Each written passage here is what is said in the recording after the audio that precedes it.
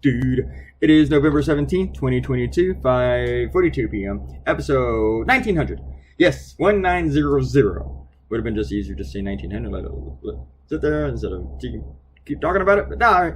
I'm going to say something here. We was talking about the Fox thing. Robert Cortino said, yeah, he was considered so low energy that Fox was saying that. In addition, his audience was not allowed to leave.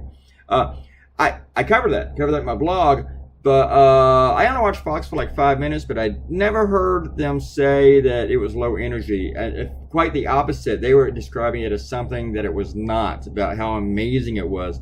And I went on Twitter at all these dudes, and they were all saying the same thing. I never heard anybody on Hannity talk about, you know, his speech being low energy. And yes, they did lock the door so people could not leave the speech, because people found that out because they were trying to leave. And because it was just dull and boring. And a lot of people, they probably have a buffet outside or something. They thought, I'm going to go ahead and do that buffet over the Mar-a-Lago buffet. It's be better than this shit, you know. I wonder what they serve at the Mar-a-Lago buffet. I bet there's duck. I bet there is, yeah. DCY says, I do admit Fox cutting him off was great to hear about. I let others suffer through that. We haven't had Fox on a TV in this house for longer than he who lost came down his special escalator. I watched it 5 minutes, and that was the first time in a long time. I actually, see, you know what made me change the channel? CNN left the speech. And so I went over to, and I thought, wow, they left the speech. They're just going to talk about it now. And I could understand, too, because it was droning. I thought about putting it on mute. And then, and going to something else. And then, so I switched over to MSNBC. And they were talking about something else. They weren't even showing the speech. They weren't even talking about the speech. I don't even know what they were talking about. And I'm sure they talked, and they did talk about it later, so I went back to them. But, it was like, what? You guys, do you know this is happening? And MSNBC it's not just a liberal channel. They're a Democrat channel. And that's why I don't really like to rely on MSNBC so much.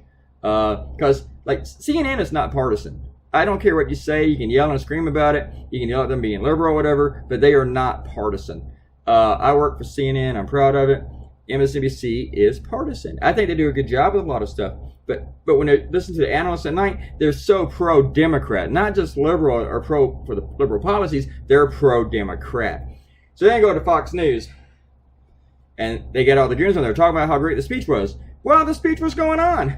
It was like, how do you do a play-by-play while a speech is going on? It made me think about that scene in Eurovision when they're on stage and they're singing. And there's a guy kind of giving a play-by-play while they're singing. And I'm like, they don't do this. They don't. It'd be like on American Idol. They talk about the singer while the singer's singing. Well, she just hit that note. Good there, Craig. Yes, she sure did. Jeff Rowe, whatever the names of people are on American Idol, or The Masked Singer or shit like that. I don't know. I don't watch those shows any more than I watch Fox News.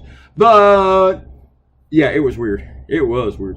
Oh yeah, that cartoon. What are the Republicans going to do now?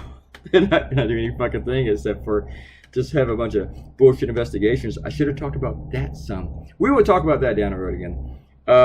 But yeah, most Americans don't like Republicans, yet Republicans won the House. So go figure. They're not on the same side of the issues, for sure. Bye!